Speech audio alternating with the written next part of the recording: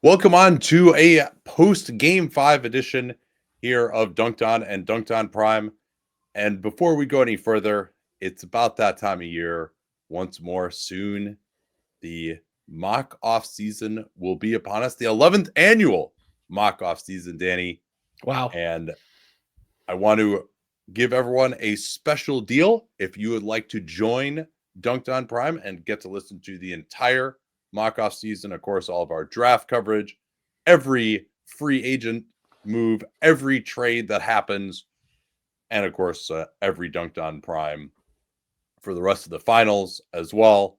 Summer League, we're going to do every single relevant roster player in Summer League. We will do a report on them. You'll get season outlooks for all 30 teams, all the great stuff that you'll get. And you can get that at 35% off a yearly membership.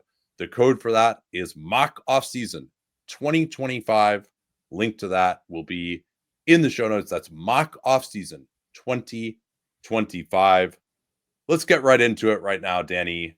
OKC taking a 3-2 lead in the series. And there are lots of things to discuss. A lot of great play by Oklahoma City. But the reality is that Tyrese Haliburton just is not right. And if that's the case, it's hard to see Indiana winning the next two games. It's a lot to ask. And the Oklahoma City Thunder are a great team. They are particularly a great defense. And Haliburton did not make a shot from the field in game 5. He was 0 for 6 from the field, 0 for 4 on threes, 0 for 2 on twos, but wasn't generating many advantages by anything other than his passing. Had a few just brilliant passes, even though he wasn't moving very well. And I actually didn't think it was a terrible defensive game for Haliburton. He still is a smart player. He still can kind of pick his spots there, but it put so much pressure on the rest of the Pacers to try to deliver. And I think that was an important part of Indiana having 22 turnovers. That was 24% roughly of their possessions, was that the other guys had to try to do a lot, and they didn't do a perfect job of it. No, they weren't able to get much going. Ben Mathurin really struggled. Siakam had a bunch of turnovers. Much of this game actually was evocative of game one, except OKC was able to close it out despite the Pacers closing within two in the second half. But part of the problem for Indiana was just with Haliburton not right. The switching of OKC really caused him problems. He couldn't get by anybody. He really, I think, only had one drive where he got fouled from behind and got two free throws that did anything in this game. And yeah, he can be a decent standstill shooter and make the next pass, which he did to good effect a few times, finding the guy who's open immediately if he gets in a scramble situation. But that's not going to be enough against this bear of an OKC defense. Just in terms of how he looked, he went down early. The broadcast did a good job of highlighting that, where he pushed off with that right foot. It seems like Achilles, calf, not sure which of those it is. Is it Achilles tendonitis? Is it a soleus issue? Is it more in the belly of the muscle? But you could see just that normal push off move where the calf was not feeling good. And then he went to the back for a while in the second quarter and just was not able to attack and get any kind of separation, which he's not unbelievable at anyway. And so, yeah, when Chet Holmgren switched onto him or even Hartenstein, like he just wasn't able to do anything. And while he can make some really good passes and Indy is really good at moving the ball and getting quick post ups and stuff like that, if you can't just beat your man, particularly late in the shot clock, or just drive in against a closeout and then make the next pass, which he didn't even really seem capable of doing, it's going to be really, really difficult for Indiana. And that's a shame. Like this was looking like could be headed for a classic series. This is probably a neck and neck game if Haliburton is right, and it ended up just not being that. I think for that reason, I hate to throw a damper on it, and there are lots of great performances we'll get to, but that's the number one thing. It is the number one thing. And it's also another way that Halliburton's limitations were felt in this game was that Indiana did, and there's a lot of credit to OKC for this too, is that Indiana's transition game wasn't the same.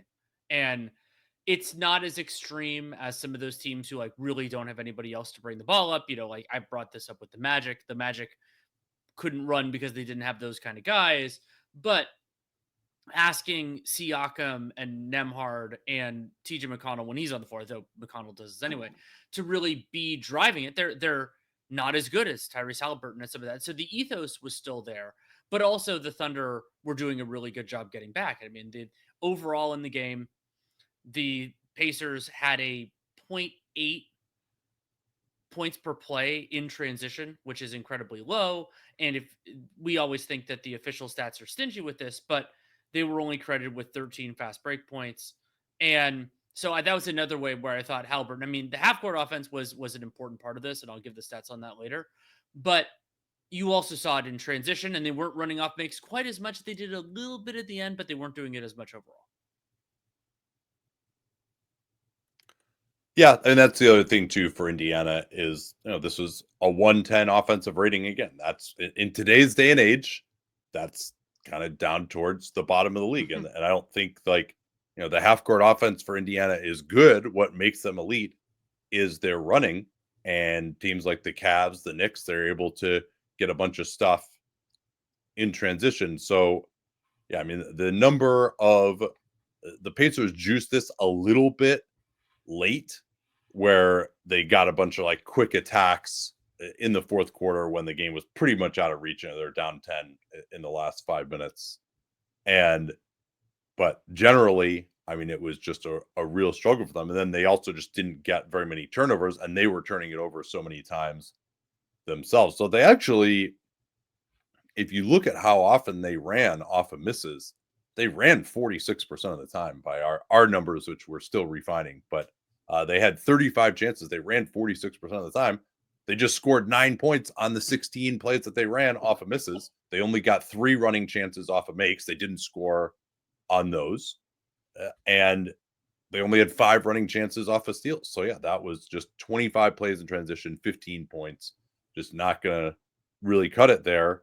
And then OKC, as has been the case through most of the series, barely ran off of anything other than steals, but they were able to get 10 running chances off of, or 10 running plays off of steals and 14 points on that, which really helped to juice their offense quite a bit. So Indiana, especially with no Haliburton able to attack in the half court, what it really then came down to was, could Indiana shut down OKC's offense? And in that regard, I thought this was easily the Pacers' worst defensive game of the series, because they give up a lot at the rim. They give up a lot of drives, but then they also were giving up corner threes, and they also were allowing OKC to get a bunch of assists. Gilgeous-Alexander had 10 assists, whereas games 1, 3, and 4 were really, really low assist games for OKC. So that's probably what we should shift to next, is how OKC was able to put up a $120 in this game. And I think the place to start there is Jalen Williams, J-Dub. We can call him Jalen Williams because he's the only one who played in this game. And J-Dub had 40 points, 14 to 25 from the field, did almost all of his damage, had a couple big threes, but did a lot of his damage from 2, was 11 of 20 on 2s, but got to the line 12 times. And he was very assertive, as always, in the non-Shea minutes. But I thought that his quickness, his aggression really he was the best player on the floor in this game. Yeah, he was absolutely fantastic, and also did a lot defensively, guarding Siakam, some in the primary matchup. Although I think one maybe under-discussed advantage of going to the double big to start was that Jalen Williams didn't have to take Siakam as the primary matchup. They could get a little bit more size there. Yeah, he was just dominant getting to the basket, and he played point guard essentially for the second straight game, except when he was out of the game. That's when they had Shea do it. And so, yeah, if they tried to pressure him with the likes of Nesmith, he would either just blow by whoever that was, or they would set a screen and he would reject it. And he's one of the fastest guys in basketball with the ball. And this is not a great rim protecting team unless it's Chet Holmgren trying to score directly on Miles Turner. So Jalen Williams took 13 shots at the rim. Yeah. And got fouled 3 times at the basket as well. And then he also shot it really well on some spot up opportunities from the outside.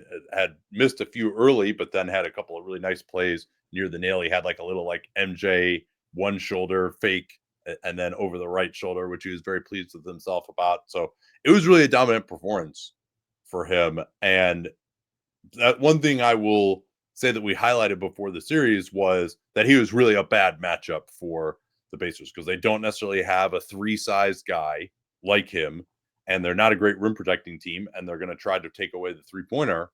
And they weren't really able to take away the 3-pointer, but they also gave up a ton to him at the basket. And I thought that J Dub's game also was a reminder. And I think Rick Carlisle is a really, really good coach overall. One of the absolute best in the league. You and John do coach rankings, not me. But I think that he has too tight a hook on Miles Turner. And the on-off splits haven't been as pronounced since the early part of the series, and Turner had this weird stretch where he couldn't make a jump shot, and he made his free throws, by the way, in this one. I mean, he still hasn't made an above the break. Has he made an above the break three in this series? I'm not sure that he has. I think the only ones I can recall are from the corner, and it's had a lot of bad misses from up top too. Yeah, and his make in this one was a corner three as well. But what Turner brings, even when the jump shot isn't quite there, is he is not only their best rim protector, he is mostly their only rim protector. They did play Tony Bradley in this game. We'll talk about that later. But Turner, I think in some ways you can see his value, his impact on the Pacers defense in absentia, because I thought that again, and we've seen it throughout this series, good coaching, good approach from the players. They attack so much more aggressively when he's not on the floor. Though to Jalen Williams' credit, he attacked even when Turner was there. He had a gorgeous lefty layup past Turner that I just didn't see coming. One thing that did show up, I thought this was a part of a larger theme, not necessarily all about Miles Turner, but OKC really hurt Indiana on the glass, as did Indiana to OKC as well. Both teams were over 40% offensive rebounds in this game, 19 offensive rebounds for OKC, 18 for Indiana. But with Turner on the floor, he played basically almost exactly half the game. OKC had 6 offensive rebounds. With him off the floor, they had 13. Wow. And Obi Toppin has many virtues. Offensively, you could probably say at this point he's been better than Miles Turner, but he is a very poor defensive rebounder. And it doesn't really box out. It just, despite being a really good leaper, is not capable of doing that very well. So, and Siakam has never been a great defensive rebounder either. And then they don't have great size outside of that at the 1 through 3 positions. Basically, everyone they play is 2 guard size or smaller, even though Neesmith is pretty physical. But so that was kind of a big problem as well. Now, part of that is Isaiah Hartenstein had 6 offensive rebounds, and what Rick Carlisle did was that he went to Tony Bradley, matching up whenever Hartenstein was in. He would take out Miles Turner and go to Tony Bradley. Then also he matched up Nembhard exclusively with Shai Gilgeous-Alexander. But Isaiah Hartenstein had 6 offensive rebounds in 12 minutes and 53 seconds with Miles Turner off the floor. So he really was able to hurt Tony Bradley in that matchup. I thought Bradley was good in terms of his pick and roll defense aside from that. But that was definitely a problem for Indiana. And they gave up some big offensive. I mean, probably the biggest shot of the game was a 3 by Lou Dort off of an offensive rebound. And so, yeah, both teams had an offensive rebound rate over 40, which is pretty striking. And it's not, Hartenstein did a lot of it in Chet, so I guess they dominated. But for the Pacers, the people we would think of as their centers only had a combined 3. Bradley had 2, Miles Turner had 1. But the go guy idea that I've talked about a lot in the series with Neesmith had a few and Nembhard had a few, that sort of thing, what was in place. And the defensive rebounding, for Turner, as I said, the in absentia, you really did see it. And OKC was attacking, and I thought that Shai Gilgeous-Alexander did a better job in certain ways, playing not only like playing within himself. There was a stretch where he did a lot of iso ball. I believe that was late third, but outside of that, he had, as you said, a much better passing game. 0 assists in game 4, 10 assists in game 5, but only 3 turnovers. And having J-Dub be as aggressive as he was, that allowed Shea to kind of fill in a little bit more. And other than a few aggressive shots, I thought he played pretty responsibly. Yeah, I did, and also, like, it was just a very efficient game for him in terms of number of touches, number of drives. He didn't really try to take Nemhard that much. If he did, it was in sort of a tilted floor, more advanced situation or semi-transition or getting into the post, which again was pretty effective. But they used him a ton as a screener as well, not even necessarily for Jalen Williams. They do it for some other guys at times too. And I thought that they did really well on just changing up what they were doing offensively in a few ways to just look at the film and say what else is there, like, because we felt like, hey, even though they won that last game, like, they had to gut that out. That wasn't necessarily the way they want to play. They got to get better offensively, and I thought they did a really good job of finding ways to do that. So one of them was simply just the Pacers were bringing a ton of nail help on these drives. They were concerned about some of the drives. They brought more, and so they're able to set guys up for corner threes early on, in particular. And Aaron Wiggins made his first three threes too, and so that just looking more to the corner and seeing that that was open on some of these drives was very solid. The other thing that they started doing was if there was a pick and roll with Shea and Indiana was putting two on the ball, instead of Shea just trying to make the pass immediately to the big, what he was doing was stringing that out sideways so that that would allow the big to get lower, and then he could throw the pass to him on the roll right to at the rim, or make another pass further down on the floor where there wasn't just only one pass to make that you had to kind of lob up to the big that might get intercepted.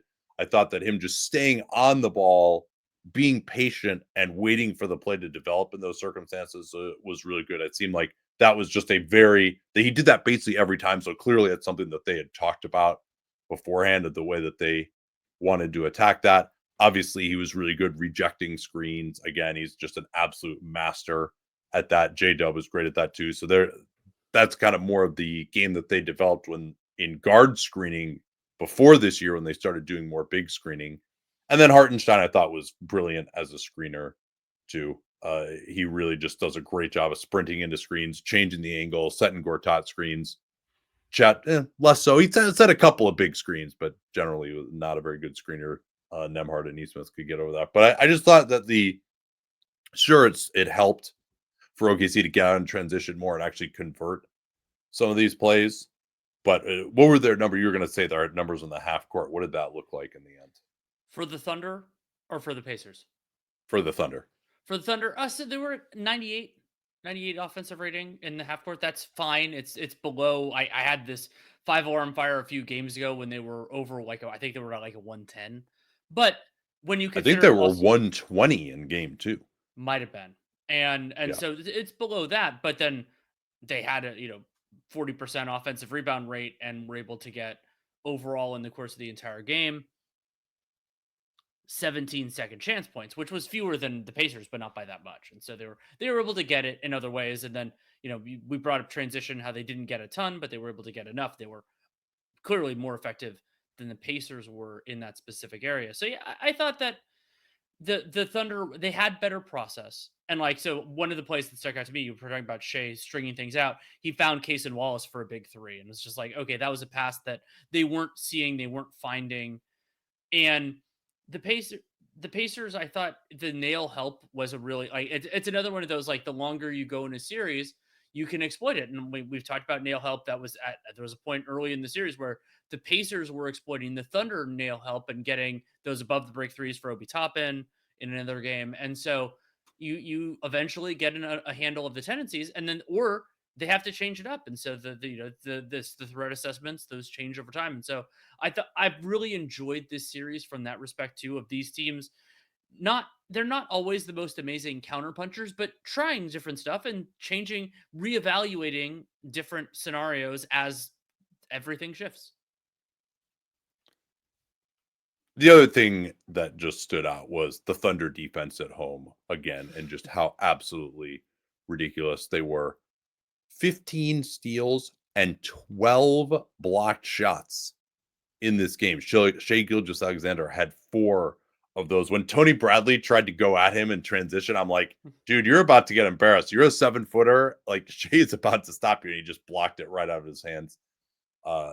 Chet Holmgren again was excellent. He had 3 blocks as well, but it was just up and down the lineup for the Thunder. 7 players had a blocked shot in this game, and they got 9 of those at the rim. The Pacers weren't able to get to the rim early, and then they started being able to get there more, but those 9 Thunder block shots at the rim, they were 19-34. So when the Pacers didn't get their shot blocked, they were able to score pretty well. But being able to just turn that many plays at the rim into block shots is just absolutely massive. And then the other thing too is the Pacers weren't getting the corner threes that they normally did. So they're turning the ball over a ton, and they did get more at the rim, but they didn't get up a ton of threes, only 30. So I thought it was kind of interesting that the Thunder weren't actually helping as much around the basket, but then they were really pressuring up more on the perimeter, and that's where they got most of their steals. So of the Pacers' 22 turnovers, 15 steals, 12 of the Pacers' 22 turnovers were bad passes where they were getting pressured, they were throwing bad passes, they're getting it, and they just turned into pick 6 type of plays at half court, particularly as OKC made their run. Pacers got within 2, got an offensive rebound out to Jay Will for a 3, and to push it back to 5, and then Case and Wallace got a dunk off a pick 6 to push it to 7, and that was pretty much the game right there with about 8 minutes left in the fourth. Well, and it's an interesting bookend because the Pacers turnovers at the beginning of the game were what led to the Thunder's initial run when they went on an 11-0 run pretty early first quarter that built the lead, and then they had this other run fueled by turnovers to solidify the win. What else you got here? So it was it was funny how this game had some, some of the pendulum swings with individual players. So we had that stunning Alex Caruso creation game where he was doing a lot on ball and it actually kind of worked. He was 7-9 from the field in game 4. Caruso was 1 of 8 in game 5, was a little bit speculative, and also committed some pretty bad fouls. He committed 3 fouls, all of which seemed pretty preventable. And some of that is you want aggressive guys to play aggressively, but Caruso and then I would say Benedict Mathurin was like this too, where they both had some big performances, but then they went the other way overall. I'm not saying uniformly in game 5. Yeah, a couple other things to note. Obviously, the turnovers really killed them, and so as a result, OKC, when you shooting plays, so it's basically times you're getting fouled and sent to the line, or field goal attempts. So if you get an and one, that's one shooting play, even though you shot a free throw on it as well. So it's basically shooting fouls and field goal attempts. So OKC had 107 of those, and Indiana had 96. Wow. So that's just 11 extra chances at the basket. The offensive rebounds were pretty even. So that and the free throw attempts were pretty even, 30 and 32. So it basically was that difference of 22 turnovers versus 11. That's your entire difference in the shooting plays. And then you throw in that OKC was able to get transition off of those, and that's basically the game right there if you want to be simplistic about it. I mean, there wasn't really even that big of a difference in terms of shooting. OKC was 3.8 points better than expected on jumpers. Pacers were -2 on jumpers. Both teams were about what would be expected from the free throw line, and both teams scored a similar amount of points in the paint. So it really was just more possessions for OKC, transition off those turnovers. From a math standpoint, that was the biggest difference in the game. And so I think to me, the Haliburton injury notwithstanding, I didn't walk away from this one thinking the Thunder figured out the Pacers particularly. I mean, they did some better stuff and things worked out, but I mean, Well, if they figured them out in what respect on, well, no, I'm saying they offense, didn't. defense, like Yeah, well, I think that the Thunder offensive process was better. and they generated, they generated some better shots.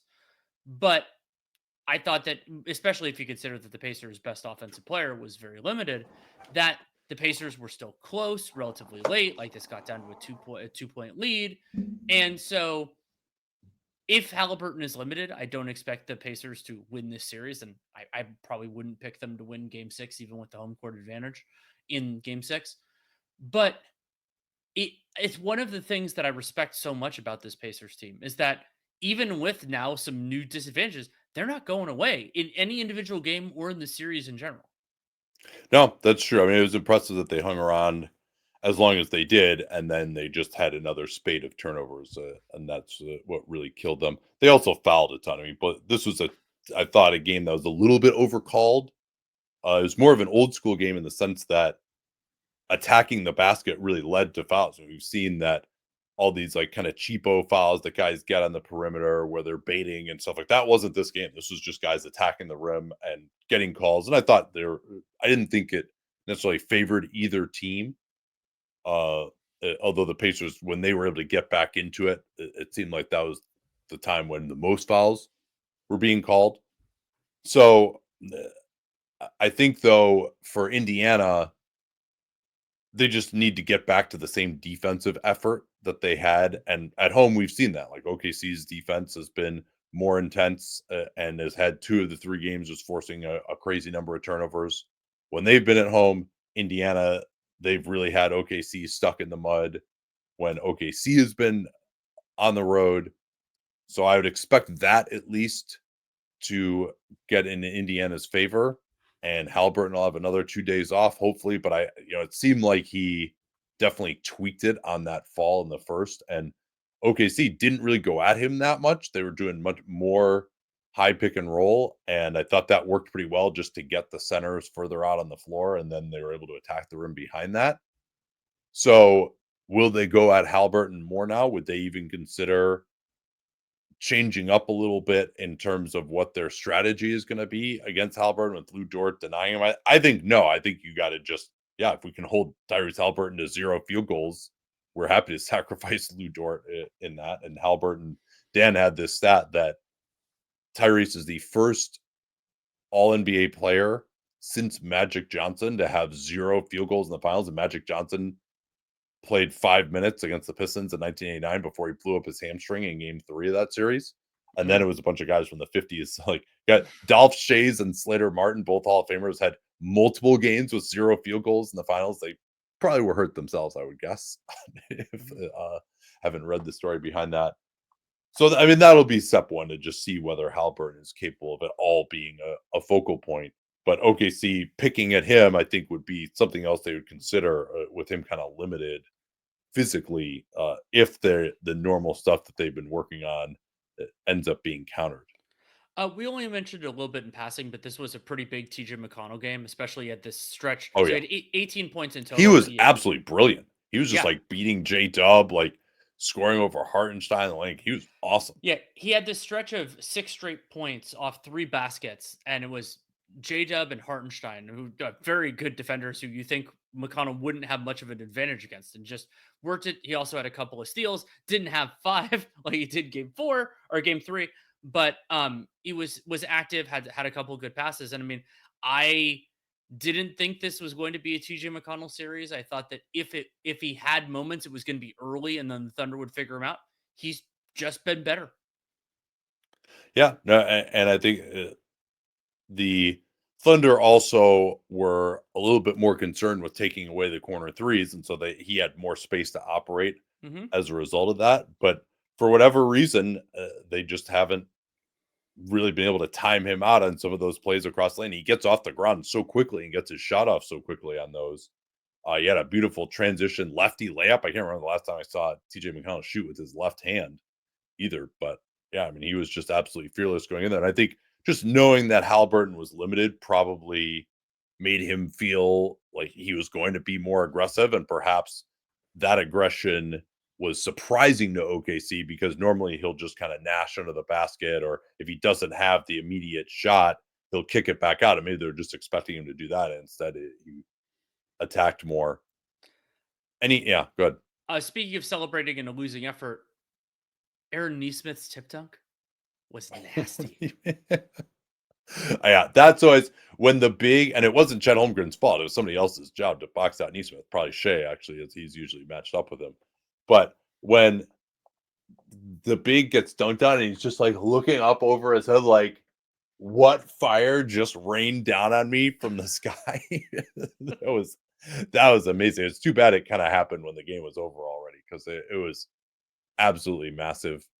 And I think Neesmith, he's looking better now at the ankle. He was 4 or 5 from 3. I think with Shea guarding him, they tried this as an ATO, and Shea did get through the screen, but I think more of Neesmith coming off the screens is something that they should look at, and just more of trying to involve Shea, but then, not necessarily involving him in an isolation, but more just get him into the action, try to cause a miscommunication. I thought actually OKC had more miscommunications in this game than I'm used to seeing from them on, like, are we switching? Are we late switching? Or was there even a screen? Like Shea had one where they gave up a wide open 3 in semi transition early in the game. So I still think I would be trying to go after him a little bit. And I might even try to involve J-Dub and stuff more too, just to wear him out slightly more if he's going to be, playing this Scottie Pippen role for them. Uh, and he's been absolutely brilliant. But maybe you can see if you can wear him down a little bit more. Adjustments that stick out to you at all? More Miles Turner for the Pacers. But in terms of like who else plays, I mean, if Halliburton is sufficiently limited, probably more McConnell. I don't think there's anyone else that can really Yeah, step I in. don't know if McConnell can continue to be effective playing more than the 22 minutes that he played tonight. That's possible. Oh, one note. Rick Carlisle said on Sunday that Jarris Walker is unlikely to play in the finals. We've gotten asked a few times about that. So that is the current status. I wouldn't expect him to play at all. Yeah, and they got to get more out of Mathurin as well. He's had 2 ugly games after the 27 points in 22 minutes. He was 2 for 11, 1 of 7 on twos, smoked a few layups when he wasn't able to get to the foul line. So I think that they need to find a way to get more out of him. I think just forcing more turnovers, increasing the pressure, and that's just job one, the play better adjustment from Indiana. They got to make these games look like game 3 and 4, as opposed to this one where, yeah, they tried to pressure, but OKC really just wasn't particularly bothered Mm-hmm. by it, I would say. And then Siakam, his numbers were good, 28 points. He ended up playing only 33 minutes himself. Like, they're trying to play guys fewer minutes, but Siakam dribbled into traffic a number of times, threw some bad passes. I think the Pacers need to adjust a little bit more to how OKC is playing them, and realize that more of these guys are getting played for the pass than normal, and that they need to just go in and try to score. But then again, they also got 12 shots blocked at the rim too. So it was it was just more of a traditional kind of help game from OKC, where there was more staying home on the corner shooters and just relying on Hartenstein and Chet and of course Shea to make plays at the basket. So uh and I think I know they wanted to match up Nemhard with Shea entirely. I might, especially now that Nemhard is probably needed more offensively, he was awful on offense. Like, some of Oof. those turnovers that he was just getting to the free throw line, not beating his man, and then trying to throw a pass, and the guy was just right there in the passing lane. So he had 4 turnovers. I think actually I would try to switch up a little bit more on Shea, let Nemhard do more of the offense as well. Just give Shea some different looks, even if it causes him to be just hyper aggressive when Nemhard is out. I didn't think that, just like, I understood the concept behind it, but I didn't think that putting Nemhard matched up with Shea 1,000% was the right thing, particularly because Haliburton was limited and you got to get some offense out of Nemhard. It makes a lot of sense. Let me see if there's anything else that comes to mind for me. I continue to think that the Kenrich Williams minutes look pretty good for OKC, and Indiana going at Aaron Wiggins. They did that some, but like, he gave him 14 big points again. He's done absolutely nothing on the road, so I would be trying to really attack him as much as possible too. And for OKC, Chet, buddy, you're 3 of 12 from 2. Just stop trying to take Miles Turner off the dribble one-on-one. Yeah, And I think he's that worked out well for Carlisle because like Turner has really bothered Chet in this series, and they didn't want to go with Tony Bradley. I think they felt like they wanted, maybe you could say no Bradley, and then just go to more of Toppin and Siakam together again. maybe. I mean, I thought Bradley did fine in his minutes, but Well, because it's not like they were like walling off the defensive glass when he was out no, there, as we talked no, about earlier. that's true. But the other wild thing for me is, so like Lou Dort, we've praised him a lot. That one of the best things that Lou Dort has done is not not that he's gotten better as a decision maker. He's just not doing those bad drives. And for this series, those have just transferred to Chet Holmgren for some reason. And it's so bizarre because the rest of OKC's offense is pretty good process, and then that's just been terrible the entire series. Yeah, so Siakam and Toppin played 8:46 together in this game, but then they played Bradley for 11 minutes. So Hmm. I thought that's kind of interesting to me. I'm not sure exactly what they're trying to accomplish there. I would be instead trying to go with the smaller group when Hartenstein is out there. If you get beat on the glass, get beat on the glass, but you can hopefully get some more transition going. Instead, they were outscored 25-17 in the 9 minutes that it was Siakam and Toppin together. I got one other idea for you, Danny. Okay. They've done very little of this. How about playing Siakam, Toppin, and Turner all together? Just generally getting more size on the floor. Siakam's a pretty good shooter right now. Toppin, Turner, like that's enough shooting It's 2 through 5, they or don't sorry, 3 through 5. for a team that doesn't have enough wings. It's a worthwhile strategy to consider, and you can get enough kind of small forwardy defense against this Thunder team with Siakam and Troppin, depending on how you want to But structure they it. did put Siakam briefly onto Shea. Again, though, like you run into this problem where if Haliburton's not doing anything on offense, now these guys you kind of need to save their energy for offense. Yeah, to an extent. So I don't know. That might be something. I mean, I thought we might see some weird shit from Carlisle, kind of game 5, Porzingis and Boban together, that sort of style of thing, but didn't other than going to Tony Bradley, there really wasn't, and then matching up Bradley with Hartenstein and matching up Nemhard and Shea exclusively. I didn't really see a ton of new stuff from Rick Carlisle in this game. Which was a little bit of a surprise to me. I thought they might do something, but this is a Pacers team that hasn't done a lot of crazy stuff. They've largely been, let's just play better, and that's of course largely worked in this era, the Haliburton era. See if there's anything else. Yeah, I mean, I don't think there's much else from a player usage standpoint from either team. Like, I think it's just like the next game is going to be a war, but they just got to figure out a way to get their defense back to where it was in games 3 and 4, because these 3 games in OKC just they haven't been close to good enough, in my opinion. Hmm. All right, then. Well, reminder that you can use that code mock off season 2025 to get 35% off a year membership to Dunc'd Prime, and the mock off season will be coming up. Don't want to say exactly when in case we were to run into some issues, but the hope is within the next week or so. So this is never a dull moment here on Dunc'd Prime. And so this is the best time of year, I think, to sign up. Hope you take advantage of that special deal. That code again is mock offseason 2025. That is in the show notes.